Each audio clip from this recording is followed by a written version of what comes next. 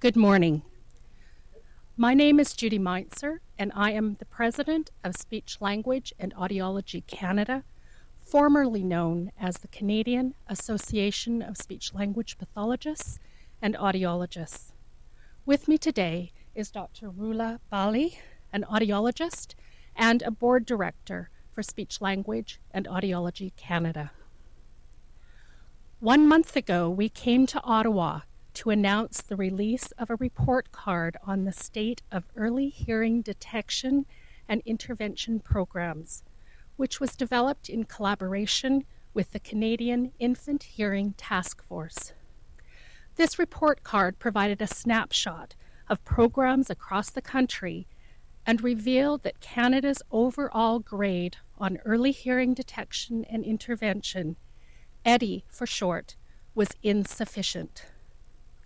We're back in Ottawa today to urge the federal government once again to take a leadership role in not only addressing the need for EDI programs, but in addressing the need for early communication health programs across the country. While we recognize that healthcare and education fall under provincial and territorial jurisdictions, a failure to invest in the early identification and intervention programs will ultimately cost the federal government more down the road. 1 in 6 people in our country has a speech, language, or hearing disorder. That's an extremely significant portion of our population. Every single dollar invested in childhood health and development saves up to $9 in future health, social, and justice services. Despite this incredible 800% return on investment, the importance of funding programs aimed at early identification and intervention of communication disorders continues to be overlooked, and access to these programs is inconsistent across Canada. Today, more than 40 speech-language pathologists and audiologists are on Parliament Hill advocating for communication health. We know that the federal government can show leadership and take action. We've seen it in the past with issues like mental health and bullying. We'd like to see similar movement in support of communication health. The statistics are staggering.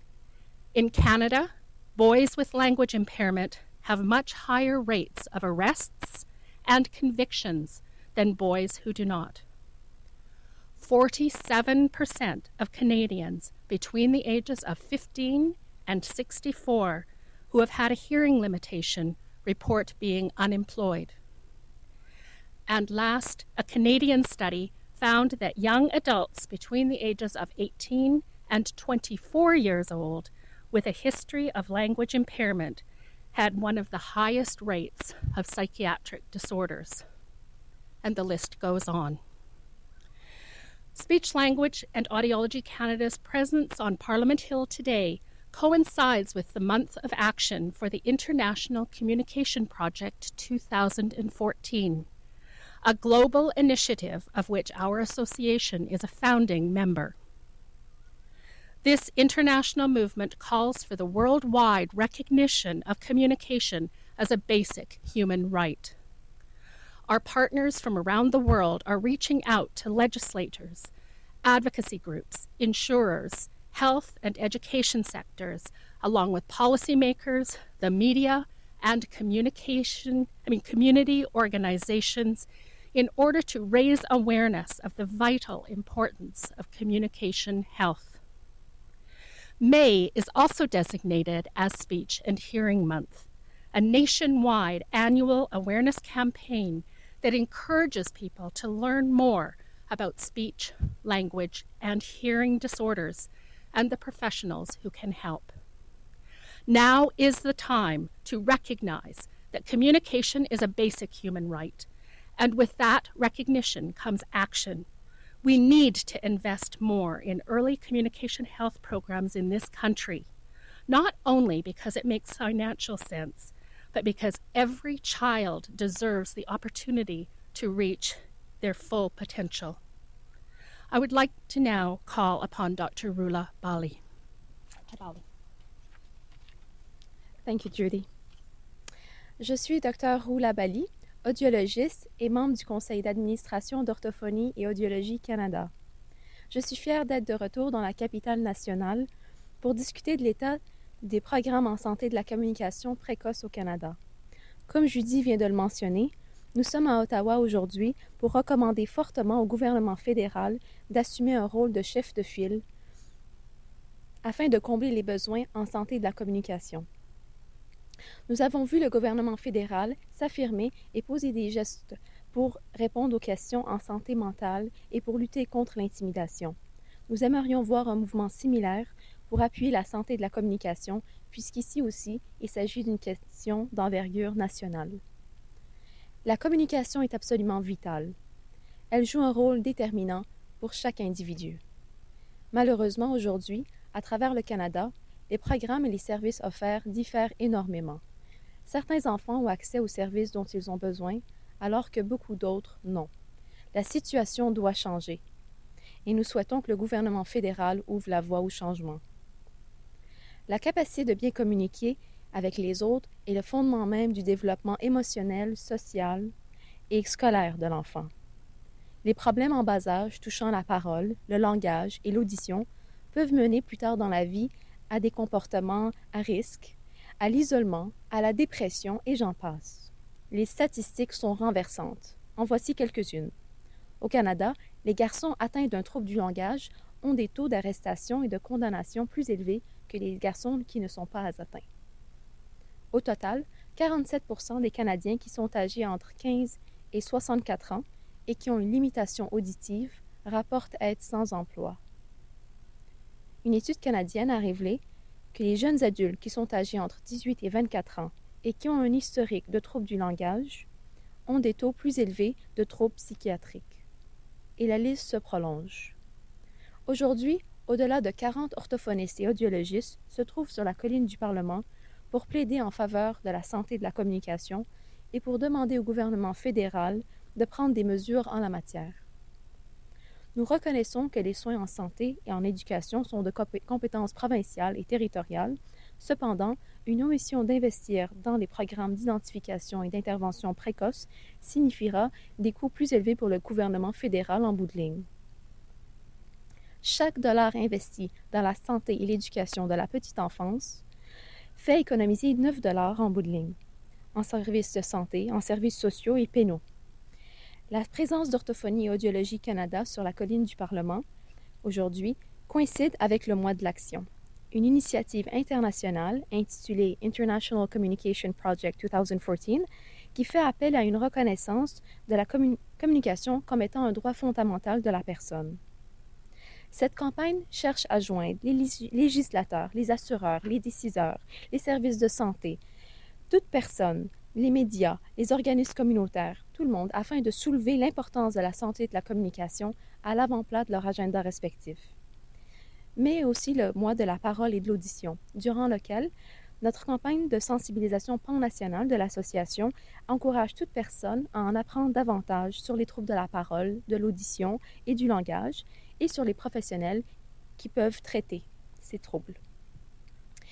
Le moment est venu de reconnaître la communication comme un droit fondamental de la personne, une reconnaissance qui doit s'accompagner de mesures. Nous devons investir dans les programmes en santé de la communication précoce au pays, non seulement parce que ce serait avantageux financièrement, mais parce que chaque enfant mérite la possibilité de réaliser son potentiel. Merci. We'd be happy to take any questions. Susan Lunn with CBC.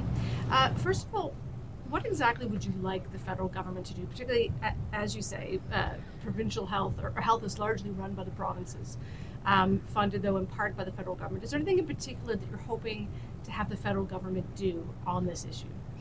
We're really hoping that they will take a leadership role, much like they've taken in the areas of mental health and bullying and other initiatives like that, where there's a national leadership to kind of promote what needs to be happening in the provinces. We know that that leadership role has made a major impact on the areas of mental health and bullying, and we know that the underlying, one of the underlying factors in poor mental health and for bullying is often a communication disorder. So we really believe that there's also a link there, and that all of those components need to be addressed. And as I say, it's the leadership role, and also in promoting that communication is a basic human right, and that everyone has the potential to communicate. And that's from birth, soon after birth, we start to communicate, right through the aging process until we may be in palliative care. That ability and right to communicate is an important consideration that we believe that all can be promoting, not just the federal government, but we're wanting that as a more overall message. In terms of that leadership, though, certainly on mental health, they have a commission. On bullying, they have ads, that kind of thing. Is there anything more specific you're hoping they will do, like have a committee look at this, or have the health minister talk about it more? I guess I'm trying to get more of a sense of what you're hoping to hear back as you meet with a number of people here on the Hill today. We would like to hear back from the Minister of Health and possibly the Minister of Education as well, because we are aware that the importance of that lens of speech language and hearing is also critical during those school years, and those services and supports are best delivered through the education system.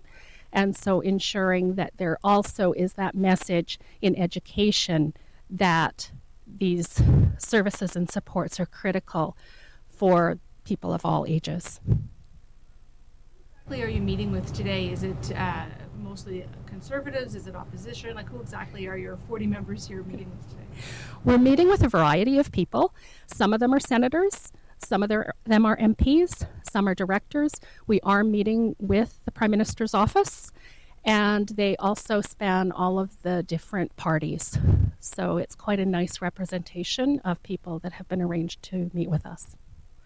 Is part of the issue here, like, have things changed in terms of how jobs and staffing is happening for speech therapists and audiologists and that kind of thing? Like is it that in the cuts that have happened, that this has been the sectors that have been cut? Like, have there been a change or a downturn in the use of this aspect of healthcare? I would say that we are often are the professions that are cut when cuts come, and that is a factor, and that varies by province.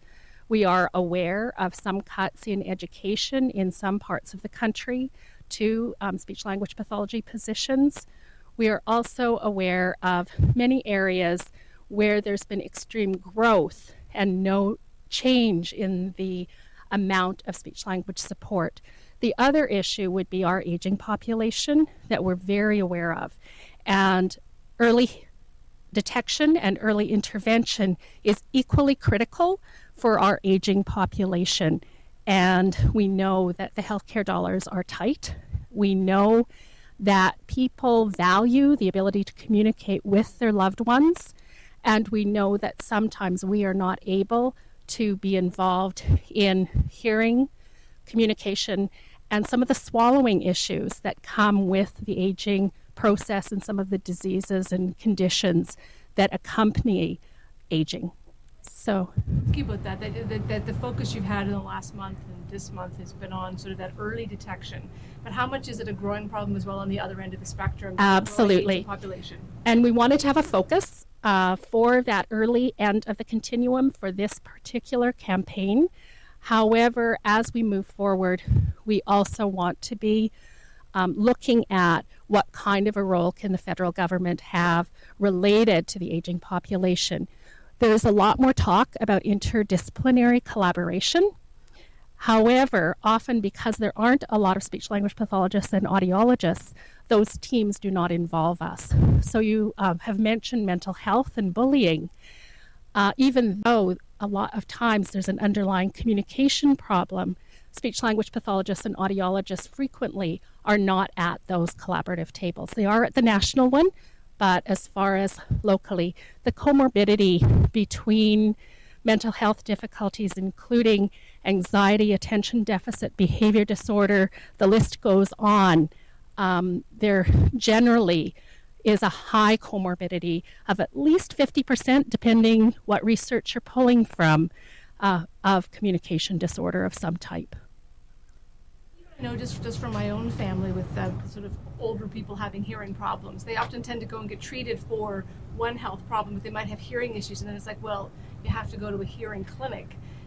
It's a separate sort of thing, you know what I mean? It's almost like you have to go to a separate eye doctor or what have you. So is that a little what you're talking about, of not sort of being there in the hospital to deal with some of this stuff? So often the primary healthcare team doesn't include speech-language pathology and audiology, and public health often doesn't involve. And there's a lot of prevention, a lot of things that we can do to support the communication needs.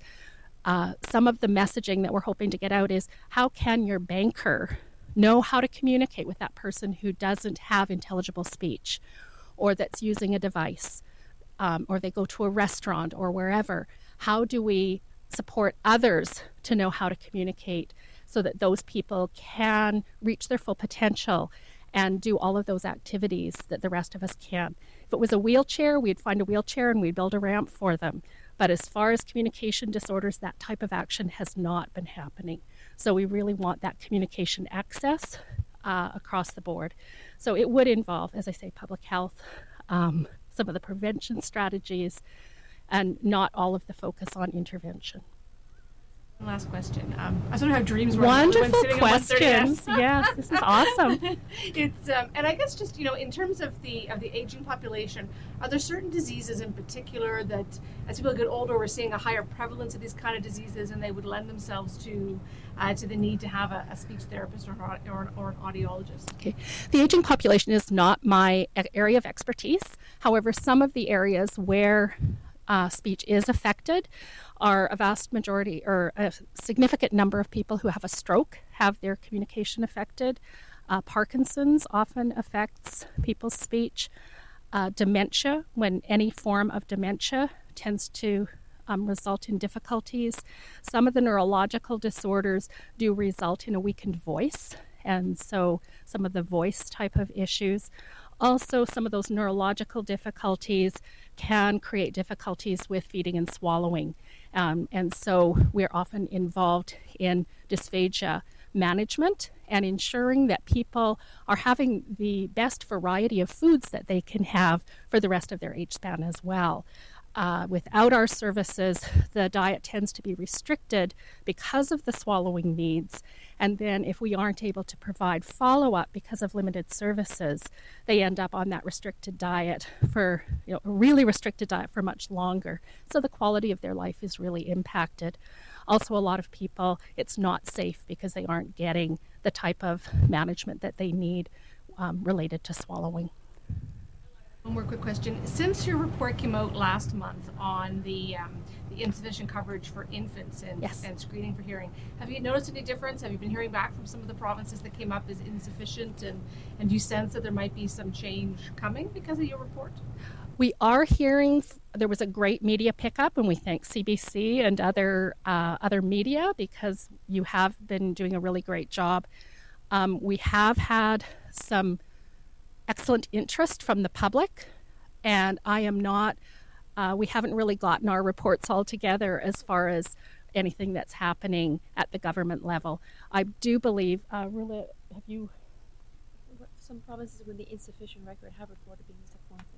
Yeah, they've been disappointed and have asked, actually that's correct, that was the one thing, they've asked, what do we need to do? So we see that as a really critical piece, because if they're asking what they need to do, it does show that interest. They don't like getting insufficient on a report card.